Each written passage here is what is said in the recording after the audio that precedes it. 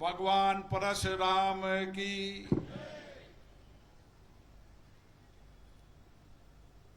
आप सबको शारदीय नवरात्रा की बहुत बहुत शुभकामनाएं, बहुत बहुत बधाई।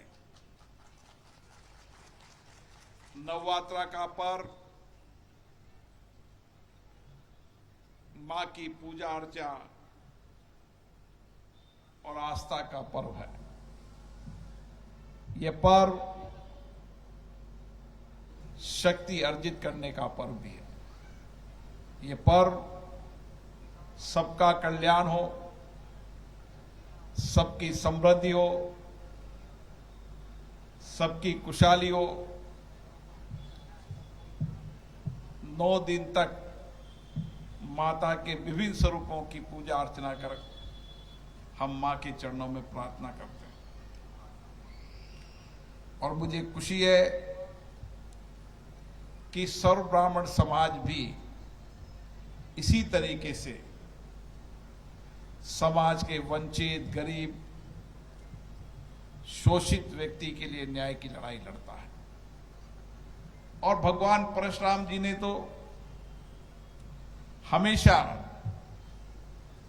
समाज के शोषित, वंचित लोगों की रक्षक के रूप में अपना जीवन बिताया। और भगवान परशुराम जी के जीवन दर्शन, उनके दिए गए विचार, संस्कार आज भी ब्राह्मण समाज आगे लेके बढ़ रहा है। और इसीलिए गुरुकुल की शिक्षा हो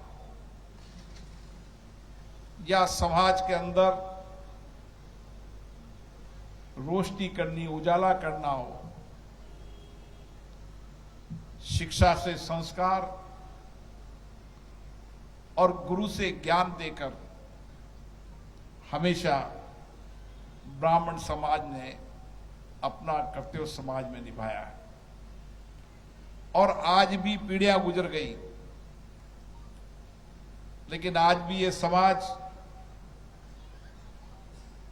को जहां शिक्षा देने का काम करता है, वहां अपने आध्यात्मिक ज्ञान से व्यक्ति को जीवन जीने की राह भी बताता है और जीवन जीने की चुनौतियों से लड़ने के साहस और धैर्य के लिए भी मार्गदर्शन करता है। और इसीलिए हमारे ब्राह्मण समाज के युवाओं पर बहुत बड़ी जिम्मेदारी आई है। आज उन्होंने शपथ लिए समाज के कल्याण की, चरित्र निर्माण की, पीढ़ी दर पीढ़ी ज्ञान देने की परंपराओं की और समाज के वंचित गरीब व्यक्तियों की जीवन को रोशनी देने की। मुझे आशा है उनका शपथ, उनका संकल्प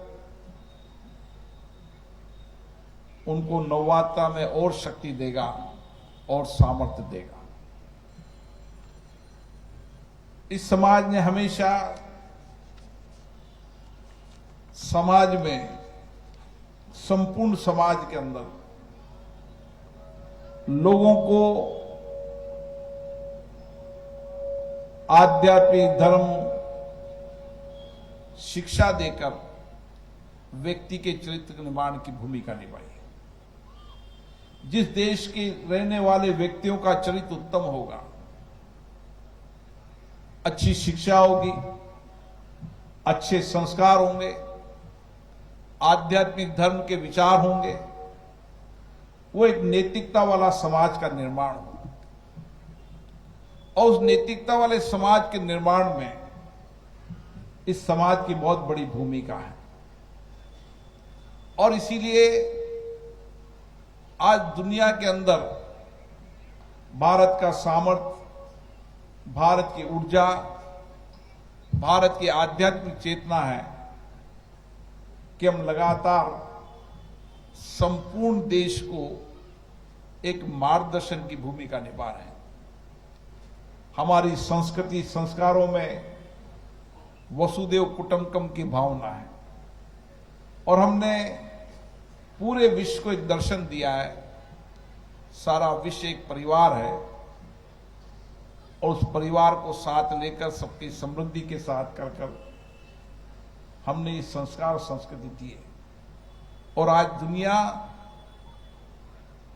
हमारे नेतृत्व को इसलिए मानती है कि भारत में नैतिकता भी है, भारत में विरासत भी है, भारत में आध्यात्म भी है, धर्म भी है, संस्कृति भी है। और दुनिया आज हमसे मार्गदर्शन भी लेती है और हम दुनिया का नेतृत्व भी कर रहे हैं। ब्राह्मण समाज ने हमेशा समाज जीवन में चुनौतियों से लड़ने के लिए एक नैतिक साहस वाला समाज तैयार किया। उनकी तपस्या, समर्पण, सेवा अद्भुत है। ये विरासत में मिली संस्कृति है, विरासत में मिले हुए संस्कार हैं, जिसको आज भी ब्राह्मण समाज आगे बढ़ा है।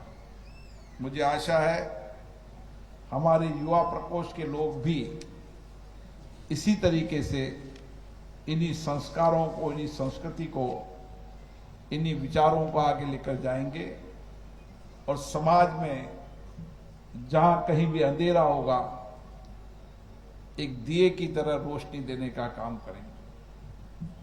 जहां कहीं भी समाज में चुनौतियों का सामना होगा वो नया सामर्थ्य पैदा करेंगे, आत्मविश्वास पैदा करेंगे।